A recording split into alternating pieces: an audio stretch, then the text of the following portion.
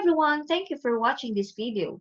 Today I'm going to show you the report indexer in MRDCL Central.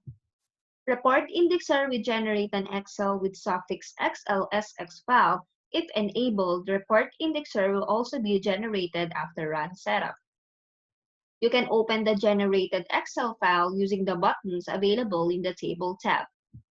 Report indexer used to be an additional application for MRDCL Classic. In MRDCL Central, Report Indexer is now part of the application. Excel Viewer should be set in Settings. This is the generated table CSV output file from Run Setup of MRDCL Classic.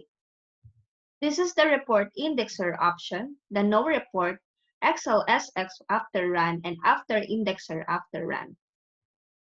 Any changes in Report Indexer settings should be saved in order to reflect in Report Indexer XLSX file.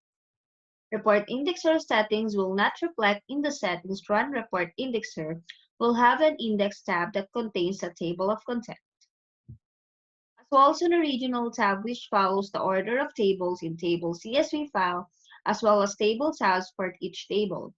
Run Report Indexer with XLSX after Run settings will generate an Excel file similar to tables in the Table CSV output file.